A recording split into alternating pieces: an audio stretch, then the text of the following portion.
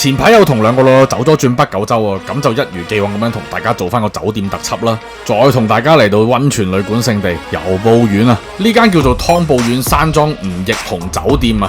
咁佢基本上咧就每一間客房都係包私人風呂嘅，真係非常之享受啊！大家有睇過下我啲片都知啊，我去日本咧真係風呂大王嚟嘅，冇風呂就頂唔順嘅，係尤其是係要私人啊！當然旅館亦都包埋一拍二食，包晚餐包早餐嘅，一個價錢就包晒你早餐晚餐同私人風呂啦。我哋呢間房仲係包2個私人風呂添啊，真係好誇張啊！室外環境超級大啊，啱晒出邊煲支煙諗住香港工作嘅你啊！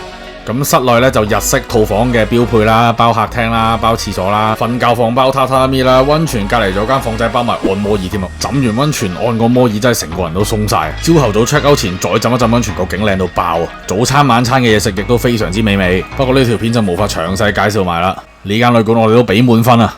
好，下集繼續介紹日本酒店，下集見，拜拜。